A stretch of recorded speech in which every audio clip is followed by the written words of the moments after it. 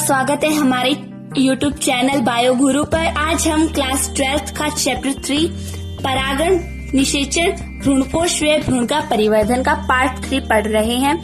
हमने पिछली 2 वीडियो में परागण के बारे में पढ़ लिया था।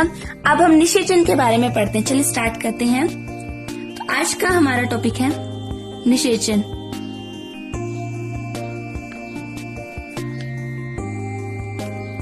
निषेचन किसे कहते हैं? नर युग्मक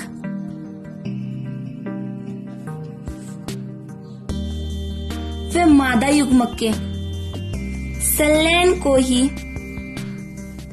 निषेचन कहते हैं। जैसे ये नर युग्मक और ये मादा युग्मक, इसके संलयन को ही, इनके मिलने को ही निषेचन कहते हैं। निषेचन की जो खोज है स्ट्रासबर्गर ने 1884 में लीलियम पादप में की थी।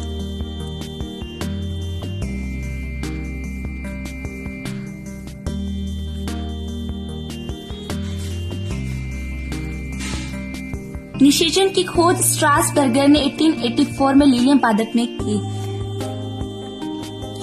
नर युग्मक व मादा युग्मकों के संलयन को ही निषेचन कहते हैं। ये पूछ लिया जाता है कि निषेचन किसे कहते हैं। नेक्स्ट टॉपिक है हमारा, इसी में है पराग कणों का अंकुरण,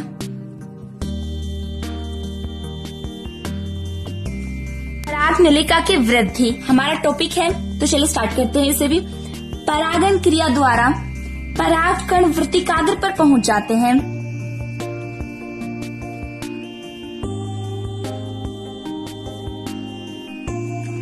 परागण क्रिया द्वारा पराग कण है वो वर्तिकाग्र पर पहुंच चुके हैं, जहां सही प्रकार के पराग कण वसा, शर्करा, रेजिन अवशोषित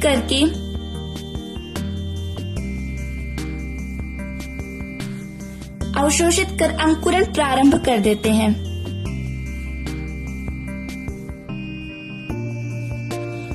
अवशोषित कर अंकुरण प्रारंभ करते हैं।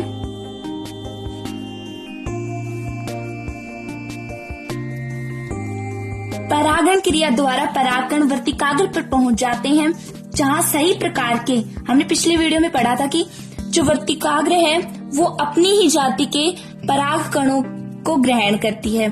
तो वो सही प्रकार के परागण वसा, शर्करा, रेजिन को अवशोषित करते हैं और अंकुरण प्रारंभ करते हैं। पराग कणों का एक वर्ड आता है जो कई बार पूछ लिया जाता है, अंकुरण काल। अंकुरण काल किसे कहते हैं? पराग कणों का वर्तिकाग्र पर पहुंचने के बाद से लेकर, पराग कण है का वर्तिकाग्र पर पहुंचने से के बाद से लेकर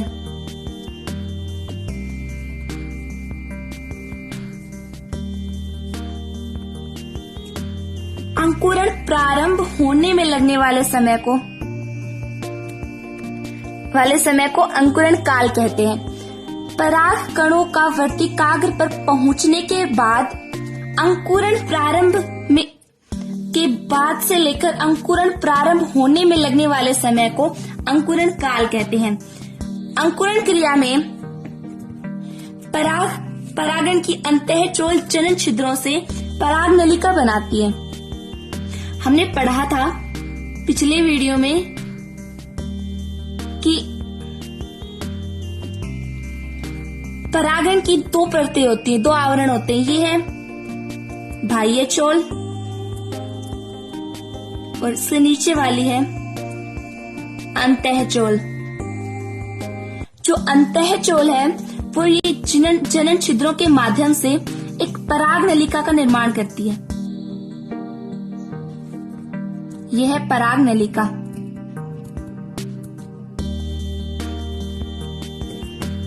सामान्यतः एक परागकण से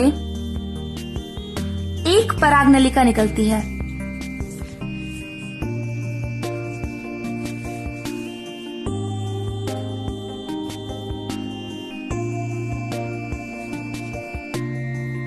लेकिन कुछ पादप होते हैं जैसे कुकुरबिटेसी, मालवेसी कुल के सदस्य,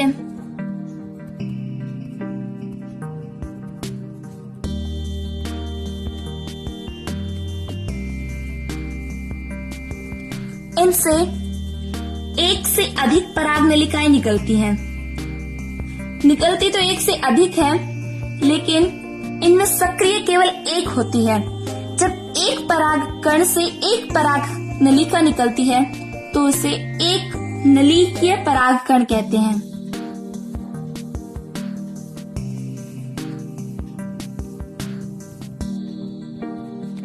और जिनमें एक परागकण से एक से अधिक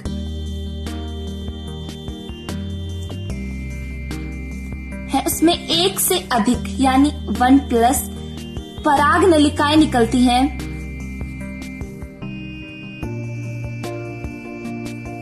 तो उसे बहुनलिकीय परागकण कहते हैं। बहुनलिकीय परागकण के उदाहरण हम ऊपर बता चुके हैं। कुकुरबिटेसी और मालवेसी कुल के सदस्यों में बहुनलिकीय परागकण पाया जाता है, लेकिन इनमें निकलती तो एक से ज्यादा पराग नलिकाएं हैं, लेकिन सक्रिय मात्र एक होती है। जो सक्रिय पराग नलिका है वो एक ही होगी, ये बाकी निष्क्रिय होंगी। अंकुरण के पश्चात जो पराग नलिका है वो वर्तिकाग्र से होते हुए भ्रूणकोश की ओर वृद्धि करने लगती है। जैसे कि ये स्त्री केशर है, इसमें ये पराग कण है, पराग नलिका बनाते हैं और ये वृद्धि करता हुआ भ्रूणकोश की ओर वृद्धि करने लगता है। यहां से आएगा और भ्रूणकोश की ओर वृद्धि करेगा। पराग नलिका की जो लंबाई है वो वर्तिका की लंबाई पर निर्भर करती है। जितनी वर्तिका की लंबाई होगी उतनी ही पराग नलिका की लंबाई होगी।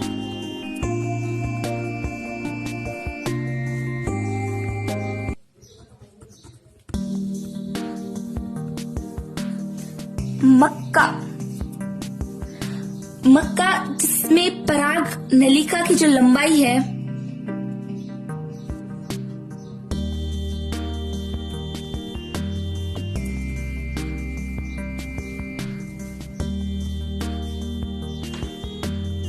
वो 450 mm होती है, जो बहुत ज्यादा है। वर्तिका में पराग नलिका की वृद्धि को स्त्री केशर के रसायन दिशा निर्धारित करता है। जो स्त्री केशर के द्वारा जो रसायन स्रावित किया जाता है वो पराग नलिका की दिशा को निर्धारित करता है। दिशा को कौन निर्धारित करता है? स्त्री केशर रसायन है वो पराग नलिका की दिशा निर्धारित करता है।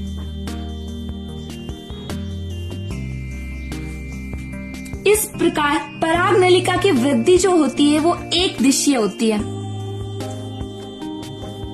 एक दिशीय व रसायन अनुवर्ती होती है।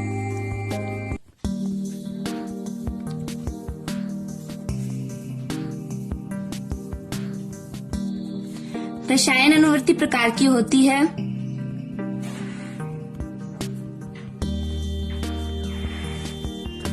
एक बार से फिर से समझ लेते हैं पराग कण में अंकुरण और पराग नलिका की वृद्धि को। परागण क्रिया द्वारा पराग कण वर्तिकाग्र पर पहुंच जाते हैं, जहां से इन्हें सही प्रकार के पराग कणों को वसा, शर्करा और रेजिन अवशोषित कर लेती है और अंकुरण प्रारंभ कर देती है। एक वर्ड आता है अंकुरण काल। अंकुरण काल किसे कहते हैं? पराग कणों का वर्तिकाग्र पर पहुंचने के बाद से लेकर अंकुरण प्रारंभ होने में लगने वाला समय अंकुरण काल कहलाता है।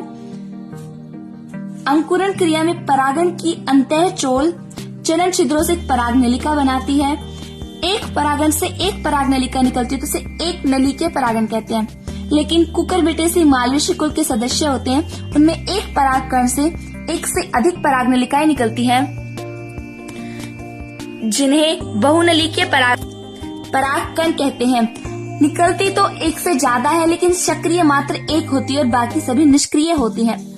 जो वर्तिका की लंबाई होती है वो परागनलिका की लंबाई पर निर्भर करती है। मक्के में परागनलिका की लंबाई 450 mm होती है।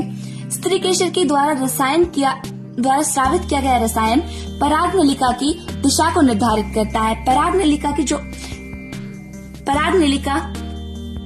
जो एक दिशा रसायन अनुवर्ती प्रकार की होती है।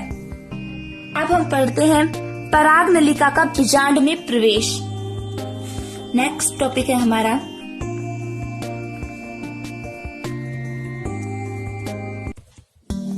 परागनलिका का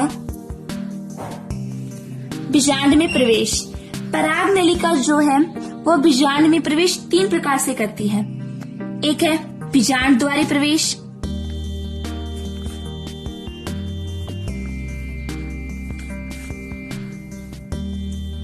सेकंड निभागी प्रवेश और थर्ड है अध्यावरणी प्रवेश।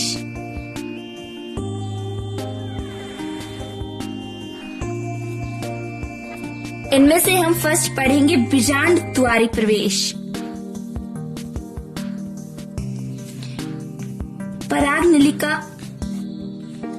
जब परागनलिका बीजांड द्वार से प्रवेश करती है उसे बीजांड द्वारी प्रवेश कहते हैं।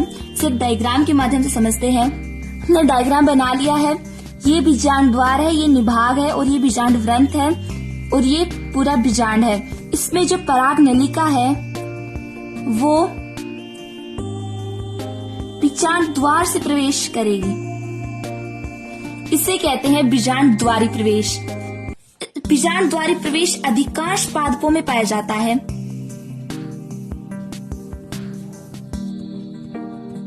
इसके एग्जाम्पल में अधिकांश पादप होते हैं, इनमें बीजांड द्वारी प्रवेश पाया जाता है। नेक्स्ट है निभागी प्रवेश।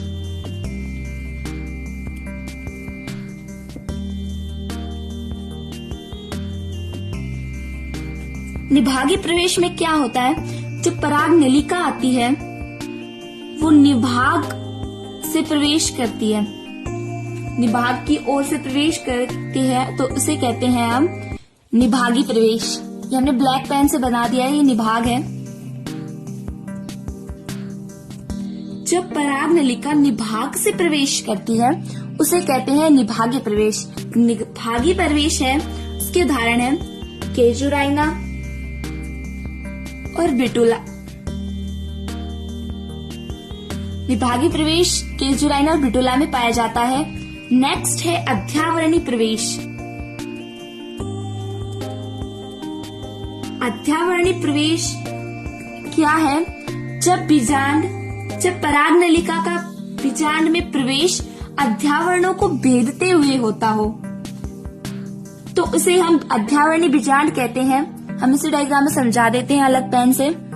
जैसे परागनलिका आती है, ये जो 2 लेयर हैं यहाँ पर,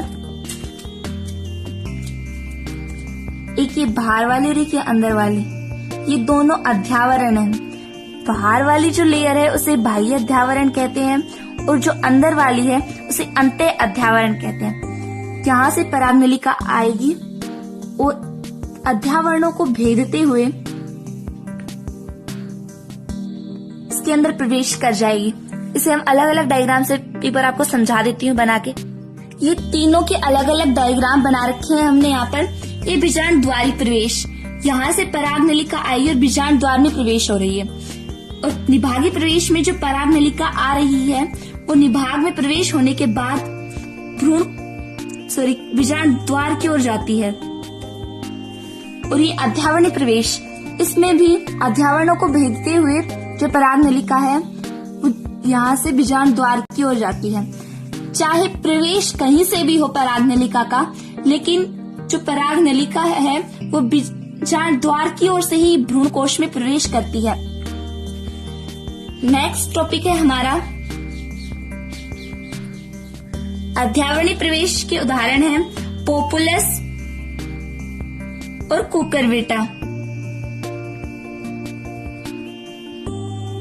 एक बार फिर से देख लेते हैं। पराग नलिका का बीजांड में प्रवेश 3 प्रकार से होता है, बीजांड द्वारी प्रवेश, निभागीय प्रवेश और अध्यावरणीय प्रवेश।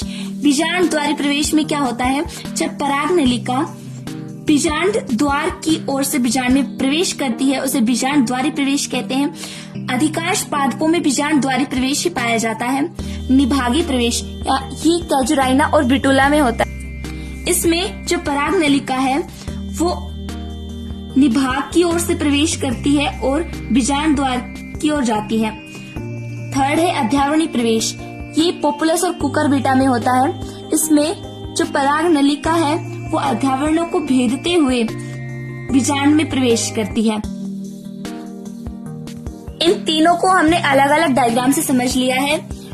बीजांड द्वारी प्रवेश में जो भी मतलब भ्रूण कोश में पराग नलिका का प्रवेश सदैव बीजांड द्वार की ओर से होता है। चाहे पराग नलिका प्रवेश बीजांड में किसी भी विधि से हो, चाहे बीजांड द्वारी विधि से हो, निभागीय या अध्यावरणीय किसी भी विधि से हो, इसमें देखिए जो भी आ रहे हैं इनको भेदने के बाद सीधे भ्रूण कोश में यहाँ से बीजांड द्वार की ओर से ही अंदर जा रहे हैं। ये अब अगला टॉपिक है हमारा पराग नलिका का भ्रूण कोश में पराग नलिका का भ्रूण कोश में प्रवेश जो है वो सदैव बीजांड द्वार की ओर से ही होता है, चाहे वो किसी भी विधि से हो। निभागीय पराग नलिका का जो प्रवेश है बीजांड में किसी भी विधि से हो, लेकिन बीजांड भ्रूण कोश में पराग नलिका का प्रवेश सदैव बीजांड द्वार से ही होता है। जो पराग नलिका है वो बीजांड में प्रवेश किसी भी विधि से हो, तीनों विधियों में से किसी से भी हो, लेकिन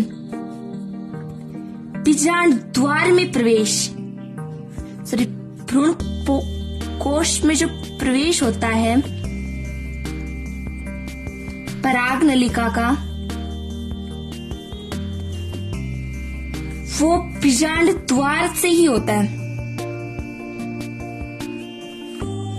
देखिए एक बार फिर से समझिए इसे।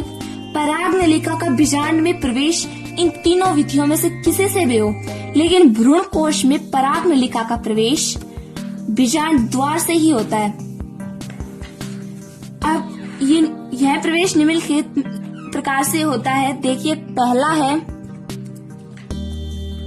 अंड कोशिका व सहायक कोशिका के मध्य से।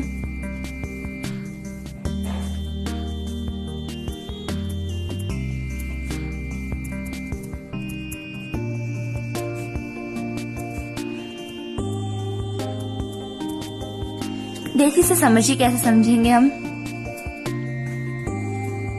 जैसे हम यहाँ पे एक डायग्राम बना लेते हैं। ये भ्रूण कोश का डायग्राम है। हमने पिछली वीडियो में बताया था कि जो नीचे की दो होती हैं ये सहाय कोशिकाएं या सहायक कोशिकाएं होती हैं, और इससे ऊपर वाली जो होती है वो अंड कोशिका होती है। इन दोनों को संयुक्त रूप से अंड समुच्चय या अंड उपकरण कहते हैं।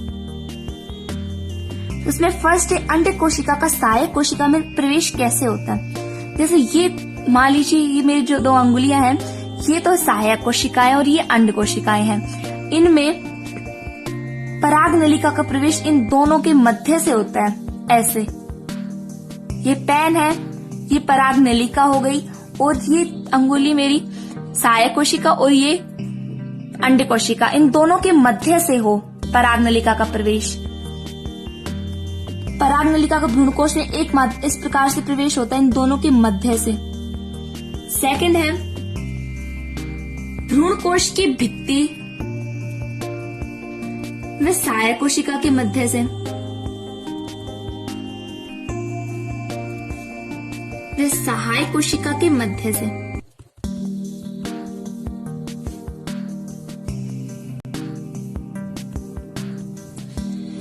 जैसे ये जो लेयर है बाहर की भ्रूणकोश भित्ति है, इसके मध्य से और ये सहायक कोशिकाओं के मध्य से हो। इसमें दो प्रकार से हो गया। थर्ड है एक सहायक कोशिका को भेदते हुए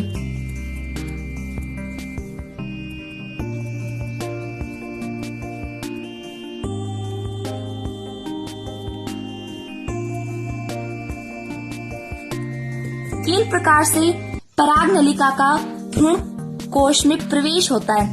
पहला है अंड कोशिका व सहायक कोशिका के मध्य से, जैसे इन दोनों के मध्य से ऐसे हो। और सेकंड है भ्रूण कोश की भित्ति व सहायक कोशिका के मध्य से, कि भ्रूण कोश भित्ति और ये सहायक कोशिका है इनके मध्य से हो। थर्ड एक सहायक कोशिका को भेदते हुए, जैसे ये कोई सहायक कोशिका है और इसको भेदते हुए इस प्रकार से पराग नलिका आए, यहां से ऐसे आए पराग नलिका, और एक इन दोनों के मध्य से हो। समझ में आ गया होगा कि किस प्रकार पराग नलिका है वो भ्रूण कोश में इन तीनों मार्गों से प्रवेश करती है। अब पराग नलिका का भ्रूण कोश में प्रवेश किन किन चरणों में होता है इसके बारे में पढ़ेंगे हम। पराग नलिका का भ्रूण कोश में प्रवेश निम्न चरणों से होता है। देखिए फर्स्ट है हमारा दो सहायक कोशिकाओं में से, हम डायग्राम के माध्यम से समझेंगे जो अच्छे समझ में आता है। डायग्राम के माध्यम से समझने से ये जो नीचे की दो सहायक कोशिकाएं हैं या सहायक कोशिकाएं कह सकते हैं,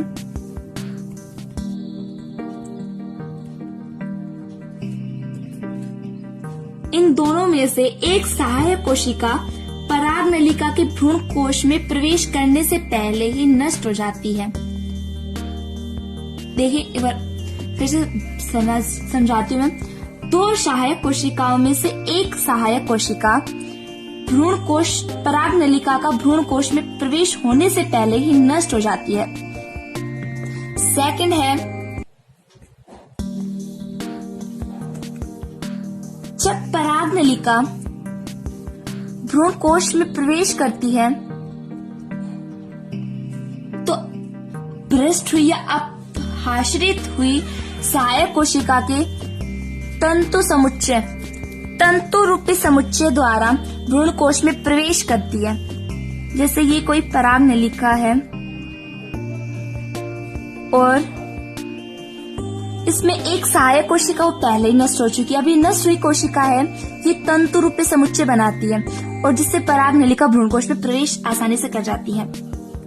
तीसरा चरण है भ्रूण कोश में प्रविष्ट पराग नलिका सहायक कोशिका के जीव द्रव्य में पहुंचकर आगे से फट जाती है तथा दोनों नरयुग्मक सहायक कोशिका में मुक्त कर देती है। जैसे ये कोई पराग नलिका थी, इसमें से एक जो सहायक कोशिका है वो नष्ट हो चुकी है। ये पराग नलिका सहायक कोशिका की जीव द्रव्य के अंदर जाकर आगे से ऐसे होती है जैसे, तो ये आगे से फट जाती है जिससे इसके जो दो नरयुग्मक हैं वो सहायक कोशिका के अंदर प्रवेश कर जाती है। सहायक कोशिका के अंदर पराग नलिका अपने दोनों नरयुग्मकों को मुक्त करती है। चौथा चरण है इसका दो नरयुग्मकों में से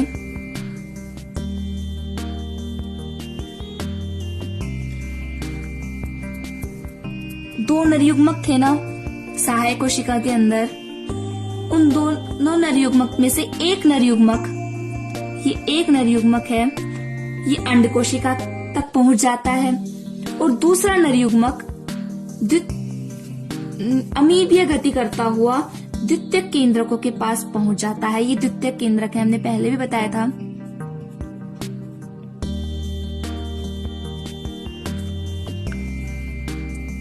एक बार फिर से समझ लेते हैं कि पराग नलिका का भ्रूण कोश में प्रवेश किन किन चरणों के अंदर होता है। पहला है जब दो सहायक कोशिकाओं में से एक सहायक कोशिका पराग नलिका के भ्रूण कोश में प्रवेश होने से पहले ही नष्ट हो जाती है। दूसरा चरण है ये जो अपभ्रष्ट हुई सहायक कोशिका है उसके तंतु रूपी समुच्चय होते हैं, उनके द्वारा पराग नलिका भ्रूण कोश में प्रवेश कर जाती है। थर्ड है भ्रूण कोश में प्रविष्ट पराग नलिका सहायक कोशिका की जीव द्रव्य। हमारा नेक्स्ट टॉपिक है द्विनिषेचन का महत्व। द्विनिषेचन में प्राथमिक निषेचन से द्विगुणित भ्रूण, प्राथमिक निषेचन यानी युग्मक संलयन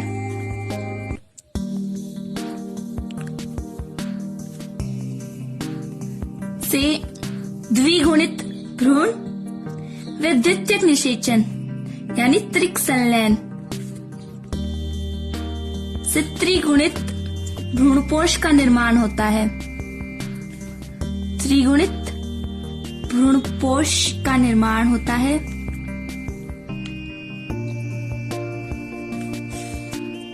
जो परिवर्धित होते हुए भ्रूण को पोषण प्रदान करता है। इसे पोषण प्रदान करेगा परिवर्धित भ्रूण को, या ऐसे लिख सकते हैं।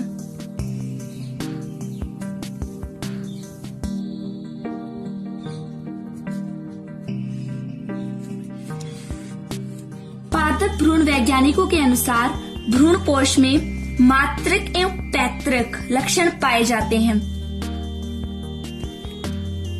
जिसके कारण यह संकर ओज प्रदर्शित करता है।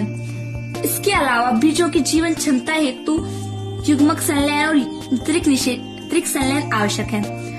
तो इसका कारण है भ्रूणपोष में मातृक एवं पैतृक गुण, पैतृक लक्षण पाए जाते हैं। पाए जाने के कारण यह संकर ओज गुण प्रदर्शित करता है।